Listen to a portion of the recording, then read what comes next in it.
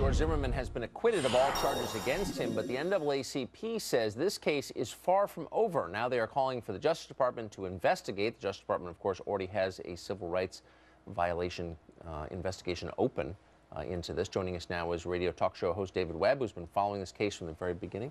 David, does this warrant, do you think, a response from the Justice Department?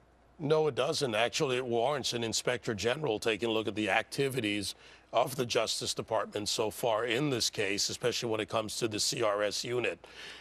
Tell us what that is. Tell us what the CRS unit and what they've done so far. This unit was formed. The Community Relations Service Unit is a small unit that was formed after 1964 when the Civil Rights Act went into effect.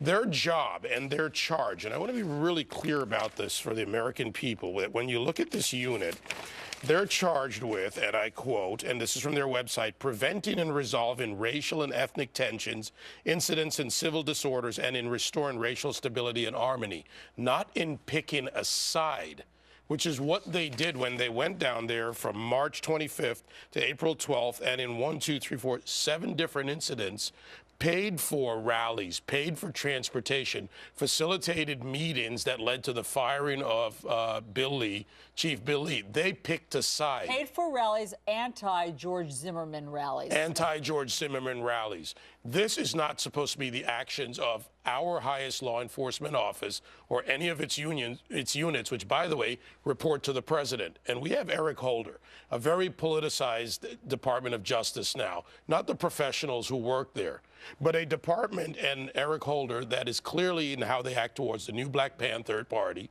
who, by the way, violated the law when they issued a reward for George Zimmerman. Maybe they should be looking into that. That was a violation of law. And doesn't it start with the president? I mean, it's trickled down, right? The president throws his hat into the ring and starts talking about this case. Yeah, the president says, you know, and he says, I'm speaking to the families, but he's really injecting himself when he says, if I had a son, he'd look like Trayvon Martin. Well, I'm happy for the president that he can think of his construct son. But as president of the United States and as the executive branch, you're charged with enforcing the laws, not picking a side or the type of justice you prefer.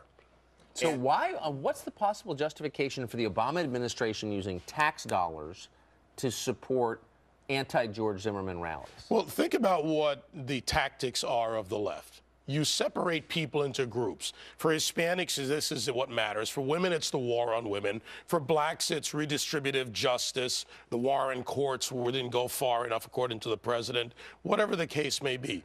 And you keep people, you relegate them to the position where they support what you need by voting. This is a larger narrative.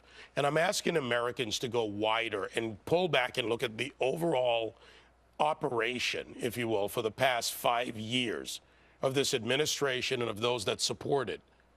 There are black men shooting white men using stand your ground as a defense. So they say stand your ground is a problem in Florida. Why weren't they out there for the Trevor Dooley case saying there's a problem with stand your ground?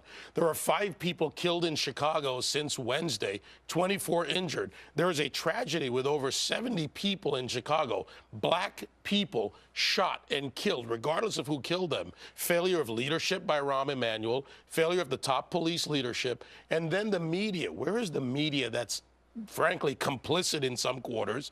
Ali, you talked about this deceptive edit of the 911 call, and all those other outlets that don't come out and just report the facts but make the news.